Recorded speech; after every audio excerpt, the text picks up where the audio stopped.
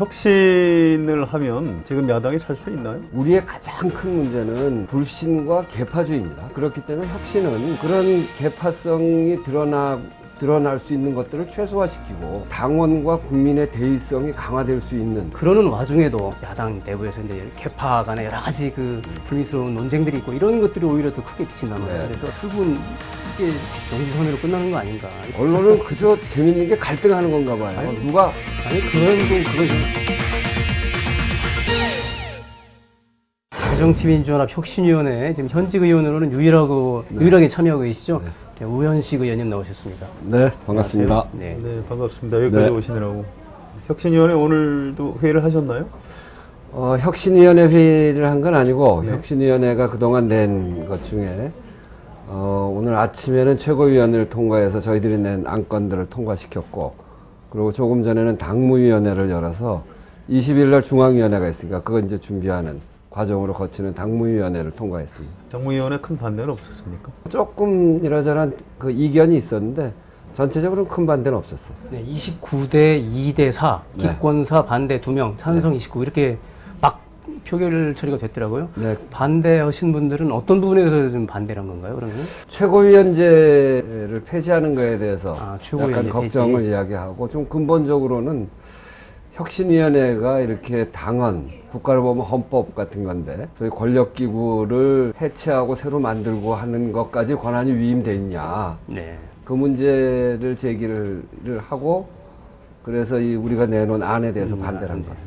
또 2명 반대면은 뭐 압도적인 찬성이라고 볼 수도 있겠네요. 네, 그렇게 하고 이렇게 되면은 두 개였는데 안건이 하나는 예. 이제 당헌 개정안이 있고 예. 또 하나는 당규 개정안이 있는데, 당헌 개정안에 대해서는 2명이 반대하셨고 당규 개정안에 대해서는 만장일치로 예. 통과시키고 있습니다. 그러면 이제 7월 20일이죠 중앙위원회. 중앙위원회는 꽤 되잖아요. 한 정원이 한 600명이 넘는 걸로 알고 있는데. 600명, 지금 한 400명 이제 예. 임명이 안 된 부분 안 빼고 되면 나면 한 400명 정도 되는 것 같아요. 거기서도 그렇게 좀 잘 무리 없이 통과가 될 수 있을까요? 글쎄, 그동안 이제 혁신위원회 안건에 대해서 너무 이게 파격적이다. 예. 그리고 너무 우리 내부의 공론화를 거치지 않고 나오는 거 아니냐, 이런 문제제기 예. 때문에, 또 그러고 뭐 어떤 분은 뭐 친노운동권이다 뭐 이러면서 반대 의견들을 많이 내셨잖아요. 예. 그 언론에도 많이 보도가 되기도 했는데, 그거에 비하면 최근에 이제 뭐 설명하는 과정도 있고 이런 걸 거치면서 오늘 당무위원회는 생각보다 전체적인 총의가 모이는 자리였어요. 중앙위원회 뭐 아직 그때 가봐야 되겠습니다만, 오늘 이렇게 거의 마음을 모아서 통과된 걸로 보면 혁신위원회 내놓은 안이 그래도 설득력이 있구나 하는 게 당 전체의 공감을 만들어가고 있는 거 아닌가 하는 생각이에요. 아무튼 혁신위원회에서 최고위원회 같은 거를 과연 없애는 것까지 가능하냐, 아까 이제 우현식 의원님 말씀하셨듯이 그 부분에 대한 어떤 혁신위원회 쪽의 설명이라고 할까요? 그런 걸 좀 소개해 주시면 어떨까요? 그거는 이제 최고위원회가 사실은 최고위원회 선거를 한 지 얼마 안 됩니다. 최고위원회가 다음 총선과 대선을 향해서 그 선거 승리를 위해서 당을 고칠 거 고치고 개혁할 거 개혁하고 이렇게 했어야 되는데, 그렇죠. 최고위원회가 뭐 여러 가지 형편상 지난 재보궐선거에서 패하고 난 이후에 많은 문제가 있었잖아요. 그래서 최고위원회가 하기가 어려워서 정권을 위임해서 혁신위로 보내준 거거든요.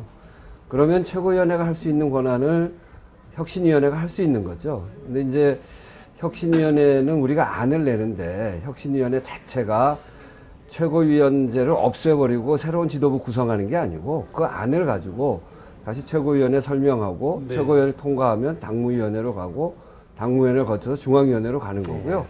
중앙위원회는 그런 권한이 있기 때문에 중앙위원회가 의결하면 되는 거죠. 네, 일단 당의 공식 의결 절차를 거쳐서 한다. 네. 이런 얘기네요. 당무위원회에서 이제 굉장히 강하게 붙을 거다 이런 예상도 있었는데, 어떻게 보면 그 내용들이 그렇게 세게 파격이 없어서 이런 거 아니에요? 별 뭐 이의가 없었던 거 아닙니까? 조용히 넘어간 걸 보면은. 오늘 이제 주목할 만한 게 사무총장제를 폐지하고 5개 본부로 하자 이런 건데, 이제 그거를 반대했던 분들은 당 대표한테 권한이 너무 위임되는 거 아니냐, 뭐 이제 이런 얘기. 그리고 그 그 당원 소환제 예. 이런 걸 오늘 했어요. 그러니까 당원 소환제는 지금까지 그 정당에서 도입해 본 바가 없거든요. 예. 그러니까 국민 소환제랑 비슷한 그런 것들을 선출직 당직자한테 하자는 건데 그것 가지고도 여러 가지 이견이 있었어요. 근데 전체적으로 나온 이야기는 이런 것들의 장단점이 있다. 근데 혁신위원회에서 이야기하는 게 당을 개혁하는 그런 방향으로 보면 맞는 방향이고, 그리고 지금은 우리 당이 변하려고 하는 모습을 국민들한테 보이면서 내부적으로 갈등하지 말고 하나로 힘을 합쳐서 가자, 이런 의견들이 당무위원회에 많았고요. 그런 것들이 당무위원회에서 받아들여진 거죠. 네. 혁신위원회에 대해서 말이죠. 이 프로그램 이름이 정치토크 돌직구입니다. 그러니까 돌직구 질문이라고 생각하시고요. 혁신을 하면 지금 야당이 살 수 있나요? 네, 살 수 있다고 생각합니다. 그래서 좀 인과관계를 설명을 해주셨으면 좋겠어요. 정당의 목적은 사실은 집권, 네. 또 총선에서 다수 의석을 차지하는 네. 건데요. 지금 야당한테 필요한 게 혁신인지 아니면 통합인지 아니면 리더십 회복인지 뭐 여러 가지가 있을 수 있다고 생각합니다. 그런데 혁신위원회만 자꾸 활동이 되다 보니까 뭐 혁신만 잘하면 당이 뭐 집권도 할 수 있을 것처럼. 아유, 우리 어려운가요? 서만영 기자께서 그렇게 얘기하시니까 혁신으로서 기분 좋습니다. 야당의 혁신만 보인다고 하니까 야당은 아무것도 안 보인다고 그랬는데 지금은 혁신이 필요합니다. 왜 그렇죠? 지금 이제 뭐 여론조사도 해보면 새정치민주연합이 확 죽을 쓰고 있는데 그래도 다 합쳐서 보면 다음 선거에서 야당이 됐으면 좋겠다 하는 의견이 과반을 넘고 있거든요. 그러니까 이게 하나로 잘 모아지면 되는 거죠. 네. 근데 우리의 가장 큰 문제는 불신과 계파주의입니다. 계파주의에 의한 불신이거든요. 이것 때문에 하나로 모여지지 않고 어느 때보다도 훨씬 그 계파의 골이 깊어졌고 감정도 심하고 이런 거죠. 여기에 그렇기 때문에 혁신은 이런 계파 간의 불신을 사람 관계이기 때문에 사람 간에 풀어보기가 안 되거든요.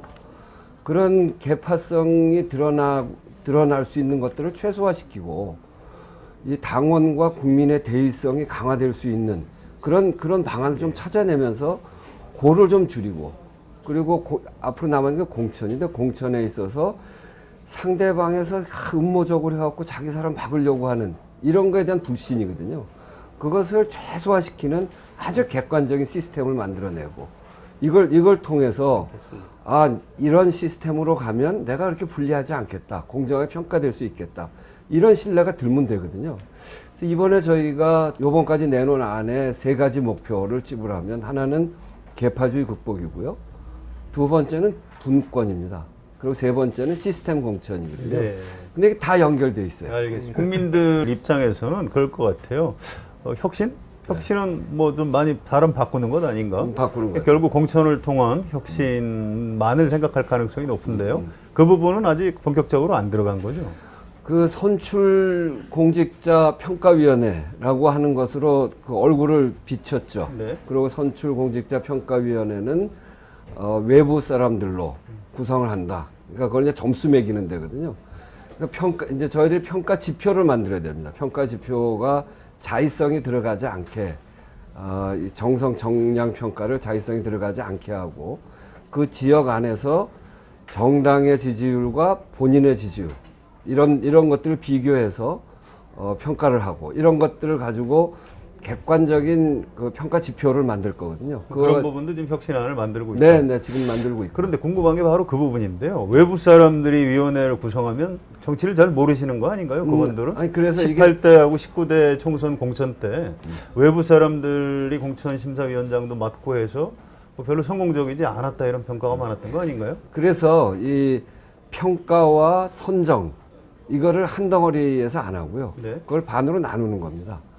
그러니까 선출 공직자 평가위원회는 그런 객관적인 지표를 가지고 평가를 해서 점수까지만 내고요. 외부 인사들은 평가만 하고. 예, 평가해서 점수까지만 매기고. 네. 그리고 거기에 이 공천심사위원회로 오면 그거 말고 또 다른 팩터들이 있고. 네. 당의 어떤 전략적인 포인트라든가 그렇죠. 그런 것까지 네. 포함을 해서 공천을 줄 것이냐 말 것이냐, 정치적인 판단까지를 포함해서 순위를 매기는 겁니다. 그건 누가 하는 거죠? 그거는 이제 앞으로 구성해야 공심위에서 되는데, 따로 구성한다는 얘기죠. 그거는 공심, 그러니까 평가와 심사하는 거는 분리하겠다는 겁니다. 아, 정치적인 책임은 결국 당 지도부가 지는 그렇죠. 것이다. 그런 네. 얘기군요. 네, 그렇죠. 네. 네, 혁신위가 지금 세 차례에 걸쳐서 이런저런 나름대로 획기적인 방안을 내놓으셨어요. 그런데 국민 일반들이 보기에 얼마나 그 사안들에 대해서 관심이 있는지 전부 다 이제 정당 내부의 이제 규율이라든가 제도라든가 이런데 그러니까 이제 언론에서도 그렇게 사실 크게 안 다뤄지고 이런 게 오히려 이제 그러는 와중에도 야당 내부에서 이제 개파 간에 여러 가지 그 불미스러운 논쟁들이 있고 이런 것들이 오히려 더 크게 비친단 말이에요. 네, 그래서 결국은 이게 그동안에 있었던 여러 차례의 혁신위보다 좀 진전된 부분이 있는 것 같은데 결과적으로는 뭐 같은 거 아닌가, 용두사미로 끝나는 거 아닌가 이런 느낌도 들어요. 전혀 그렇지 않고요. 오늘도 혁신위가 안으로만 존재해왔던 그동안의 것들, 그걸 굉장히 이번에는 그렇게 가면 안 된다. 그러면 우리 끝이다. 이렇게 생각하는 거고요. 그래서 이번에는 혁신 안을 만드는 게 아니라 실천할 수 있도록 제도 만드는 데까지 가겠다는 겁니다. 안으로 끝나지 않는 것. 그게 하나의 포인트고요. 그리고 이게 저도 이거 해보니까 저희들이 안을 열심히 만들어내면 언론들이 그런 안 만들었어. 그리고 이제 그쪽 안을 중시해서 좀 보고 오늘 당무위원회도 그렇게 해서 막 논쟁을 치르면서 잘 안 될 것 같은 상황에서 너무나 거의 만장일치에 가깝게 해서 그 의결을 했단 말이에요. 그러면 그러냐고 이걸 봐야 되는데 언론은 그저 재밌는 게 갈등하는 건가 봐요. 아니, 누가 아니 그건 저는 그렇게 생각하지 않아요. 왜냐하면 언론은 그렇지만 국민 일반들의 관심 끌만한 그러니까 좀 적었던 게 아닌가. 그러니까 우선은 언론이 그렇게 하기 때문에 국민들한테는 먼저 보이는 게 갈등부터 보일 테고요. 지금까지 우리가 낸 안에 대해서 보도가 제대로 된 적도 거의 없고 갈등 중심으로 보여졌기 때문에. 근데 제도가 되면 다릅니다. 이제 비로소 이제 시작을 하는 건데 국민들이 볼 때 당 내부의 일이긴 합니다만 사무총장제를 폐지해서 하여튼 뭐가 시작이 되네. 제도가 만들어지네. 변하네. 이런 거여서 제도가 만들어지고 시행이 되기 시작하면 그건 국민들 눈에 또 새롭게 보일 것이다라고 하는 게 하나 있고요. 왜 그러냐면 우리 당이 뭘 얘기하고 그동안 제대로 실행한 게 없어요. 그러니까 이번엔 실행되기 시작할 테니까 그런 점에서 한번 지켜봐 주셨으면 좋겠고, 두 번째 이제 당 내부의 문제에 지금은 집중할 수밖에 없는 문제. 당 내부가 갈등이 심하니까. 그래서 처음엔 기득권과 당의 구조 문제를 다뤘고, 세 번째 문제가 이제 국민들을 향한 개혁안을 낼 겁니다. 당의 정체성 문제인데. 아직 그런 건 아직 안 나온 거죠? 아직 더 나올 게 있다는 얘기죠? 그러니까 지금 3차 했으면 4차가 그거고요. 4차를 저희도 굉장히 중요하게 봅니다. 그러니까 되게 정체성 하면 뭐 보수, 진보, 개혁 뭐 이런 얘기로 하잖아요. 그런 얘기 안 쓸 겁니다. 그게 무슨 소리인지 국민들이 잘 모르기 때문에. 그러니까 이제 일단 남은 혁신안이 있다는 얘기고요. 그래서 국민들의 삶의 문제를 중심으로 해서 4차 혁신안이 당의 정체성이라는 이름으로 나올 거고요. 몇 차까지 가는 겁니까? 6차까지요. 6차까지. 많이 남아있군요. 한 절반밖에 안 나왔거든요. 그 쉬운 말로 좀 질문을 드릴게요. 김무성 새누리당 대표가 공천 시스템 관련해서 여야가 동시에 예비선거를 치르는 오픈 프라이머리를 하자 이렇게 제안했는데 거기에 대해서 어떻게 생각하세요?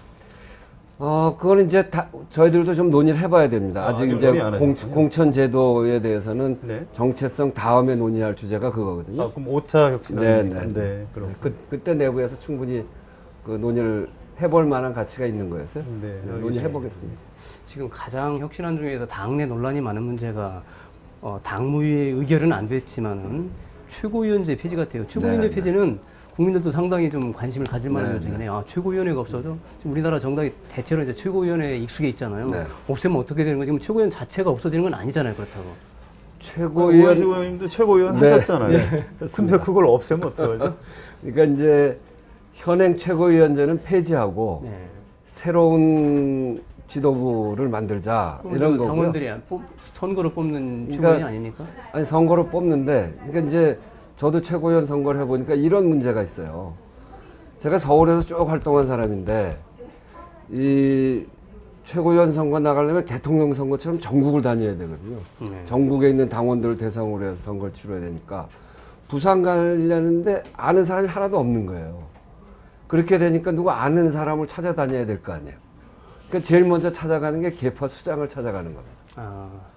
개파 논리가 작동하는 시스템이 그러니까 되어버린다. 그게 모든 선거라고 하는 게 이게 자기를 도와주는 사람들 또는 뭐 이런 게 있어서 그게 이제 개파성이라고 한다면 그런 개파성도 있고 전체를 대표하는 그러니까 대의성도 있는데 이 최고위원 선거는 전국적 지명도 또는 자기의 깃발이 분명치 않은 사람들로 최고위원 선거는 그렇게 할 수밖에 없거든요. 그러니까 개파에 기대서 선거를 치르게 되니까 보통 때는 괜찮은데 이게 무슨 공천이나 이럴 때 되면 다 개파를 대표하는 거예요.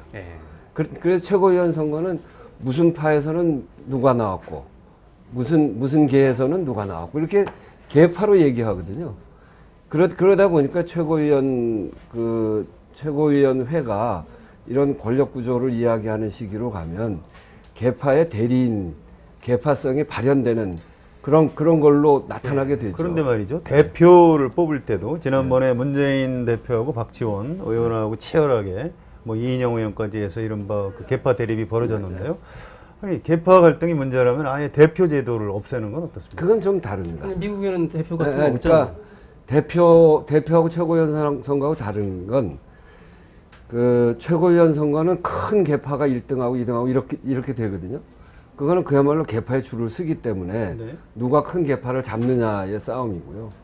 대표의 경우는 우리가 쭉쭉 봅니다만 그 전엔 떨어졌던 개파의 사람이 그 다음엔 되고 이러거든요.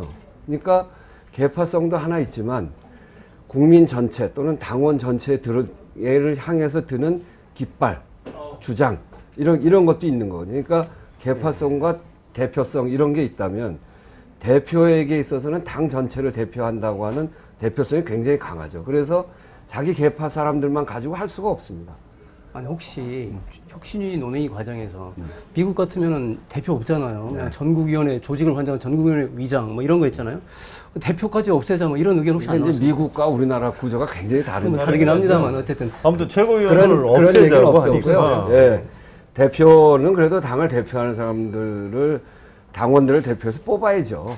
그리고 최고위원들도 뽑는데 전국 선거를 해서 비용도 많이 드는 그런 불합리와 개파를 대표하는 개파성을 줄이기 위해서 권역별로 뽑자는 겁니다. 그러니까 이제 대안이 문제인 것 네, 같아요. 개파 갈등이 심각해지니까 최고위원을 없애자. 뭐 그건 그럴 수 있는데 그럼 다른 방안으로 당내 어떤 리더십을 세워야 될 거 아닙니까? 의결 기구를 만들어야 되고. 근데 지금 그 부분이 아직 그 그림이 없으니까. 그러니까 이제 그걸 이제 만들어가고 있는 중입니다. 네. 기본은 집행기구와 의결기구를 확실히 좀 나누자는 게 저희들 정신이고요. 그래서 의결기구는 각자가 대표할 수 있는 사람들로 구성하자 해서 그 16개 시도, 광역시도 그 도당 또는 시당 위원장들이 16명이 뽑히잖아요. 네.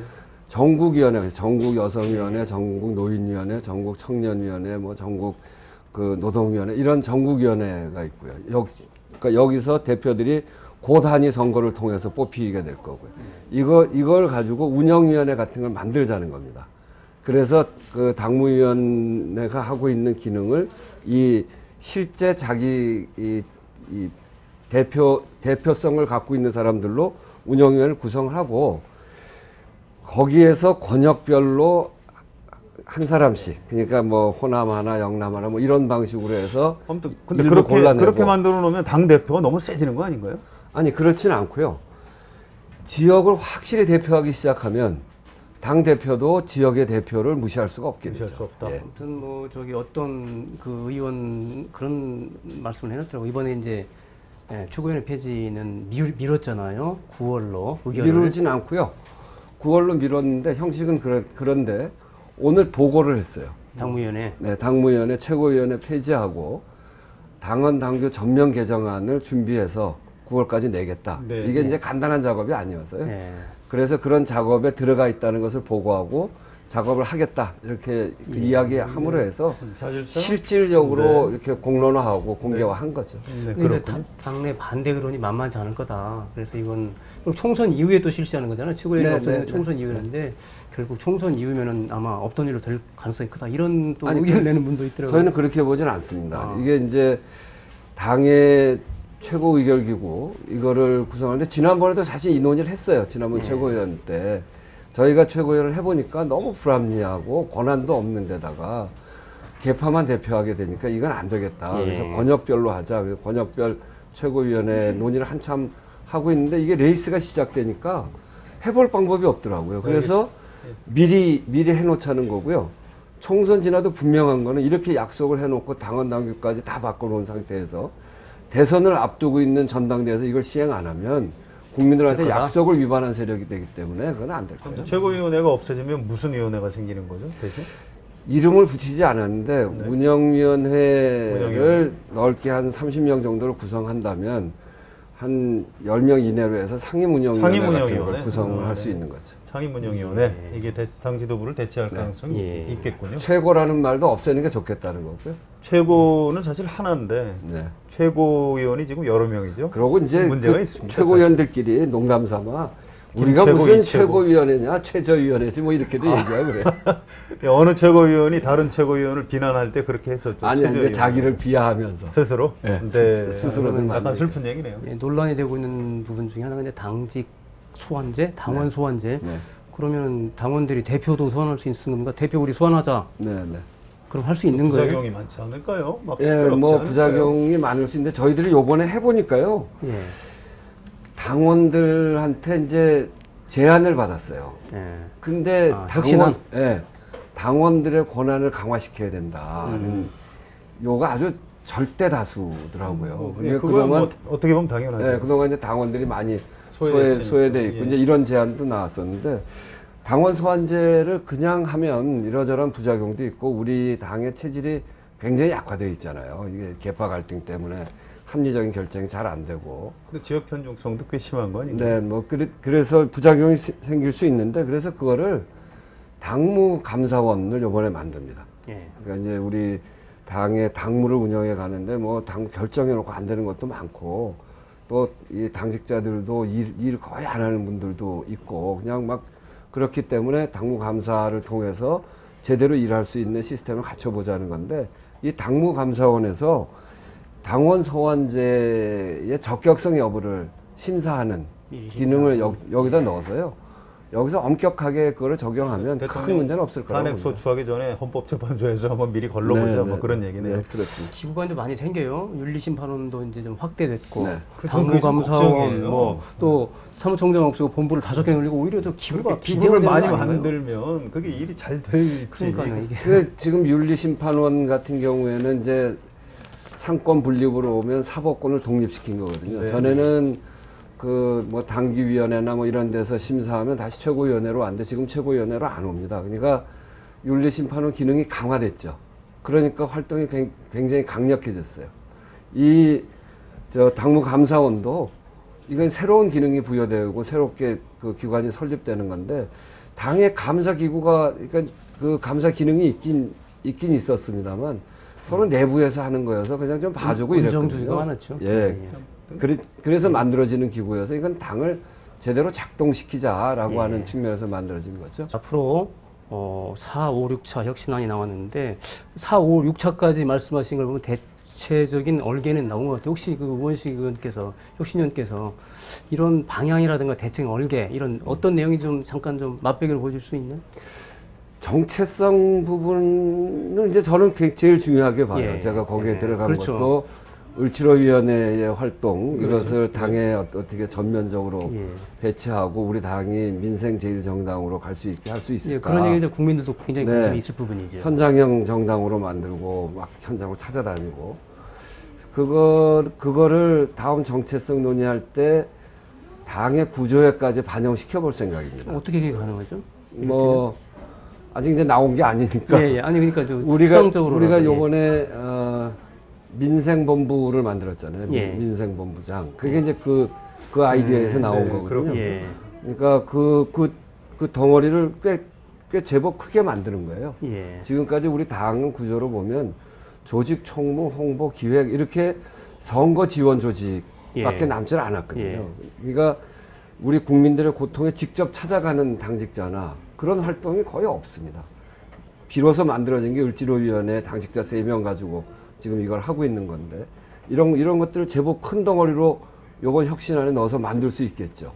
그리고 그거는 원내대표에도 그렇고 정책위원회도 그렇고 우리가 만들어질 뭐 가칭 상임운영위원회도 그렇고 그런 역할을 확고히 맡는 사람들을 다 들어가게 하고 이것을 하나로 묶어지는 외부와 함께하는 연석회의 같은 걸 구성해 볼 수 있고요. 그래서 최대한 상상력을 동원해서 중소기업, 중소상인 또 불안에 떨고 있는 50대 뭐 이런 사람들의 이해와 요구를 현장에서부터 대변할 수 있는 그런 당으로 만들어 가야 되겠다라고 하는 게 이제 정체성 논의의 핵심이 될 겁니다. 네, 혁신이가 주최한 무슨 토론회 며칠 전에 저도 한번 가봤어요. 그랬더니 대체로 이제 그 발제자 두 분이 공교롭게도 진보적 자유주의를 좀 결국 좀 당의 정체성을 좀 뭐라 그러나요? 또 그 좌클릭 해야 된다고 그런 주문을 하던데 그런 것과 맞습니까? 그 되게 이제 제가 그 정체성 소위의 이제 위원장인데 되게 지금까지 논의는 왜 진보 뭐 개혁 뭐 이런 뭐 이런 표현을 안 쓰려고 그래. 그 국민들이 알아먹지도 못하고 그런 것들이 국민들한테 어떻게 다가가느냐 그런 것들이 중요하기 때문에 그런 뭐 진보 개혁 뭐 이런 거 갖고 논쟁하다 보면 그거 완전히 공리공담에 빠지거든요. 구체적인 정책 같은 걸 내놓는 혁신이세요? 뭐 그래 볼 생각입니다. 그러니까 되게 이미 이제 발표한 문구를 보면 민생복지정당을 목표로 한다 이렇게 돼 있어서 그런 큰 틀을 중심으로 해서 거기에 구체적으로 국민들에게 다가갈 수 있는 그런 용어로 그렇게 당을 설계해 볼까 하는 겁니다. 그 혁신위원들하고 일을 하는데 뭐 어려움은 없으신지요? 그 최인호 혁신위원이 그 정청래 전 최고 지금 현 최고위원이네요. 윤리심판원 그 결정에 대해서 뭐 상당히 문제 조경태 형평성 문제를 제기한 거죠. 왜 조경태 의원은 징계를 가볍게 했느냐 뭐 이런 얘기했어요. 얘기인데 혁신위원이 그 얘기를 하니까 좀 이상하게 보이더라고요. 밖에서 보고. 저도 뭐 그 부분에 대해서 이제 조경태 의원이 혁신위원회에 대해서 얘기한 거거든요. 그러니까 혁신위원회는 무슨 저 문재인 대표의 뭐다 뭐 그래서 혁신위원회를 직접 거론했기 때문에 그게 이제 뭐 섭섭하기도 하고 그건 좀 문제가 이렇게 생각해서 그런 것 같은데 저도 그래서 내부에서 그건 부적절하다. 뭐 오늘 아침 어느 방송을 통해서도 혁신위원회는 지금 이런 계파의 갈등 사이에서 그렇죠. 잘 만들어 가야 되는데 이게 그 계파성이 있어 보이는 용어나 발언을 함으로 해서 괜한 오해를 살 수 있기 때문에 그건 부적절하다 이런 그런 지적들을 했습니다. 앞으로 새정치민주연합의 혁신이 잘 될 것이다. 이렇게 좀 시청자들이 확신할 수 있도록 마무리 발언을 좀 부탁드립니다. 지금 새정치민주연합이 굉장히 어려운 상태에 있습니다. 그렇지만 그거보다 더 어려운 게 우리나라의 여러 상황이잖아요. 대통령이 저렇게 혼자 하시고 아무 얘기도 듣지도 않고 국민의 삶은 정말 도탄에 빠져 있고 새정치민주연합이 잘못하면 우리 국민과 우리 국가에 씻지 못할 과오를 저지른다고 생각합니다. 그런 상황에서 만들어진 혁신위원회이기 때문에 혁신위원회도 최선을 다해서 정말 이 상황을 돌파하기 위한 노력을 해 나갈 거고 온갖 지혜를 다 내서 할 겁니다. 여기에 국민들 여러분들께서 특히 한겨레신문 독자들께서 정말 관심 가져주시면 정말 감사하겠고요. 저희가 잘 해보겠습니다. 네, 여당과 청와대도 민망한 수준으로 싸우고 있습니다만은 야당에 대해서도 지지부진 지리멸렬을 질타하는 목소리가 어느 때보다 높습니다. 혁신위가 성공하고 또 야당이 혁신돼서 우리 정치가 한 단계 발전하는 계기가 되기를 기대해 보겠습니다. 오늘 우원식 의원님 수고하셨습니다. 네, 감사합니다.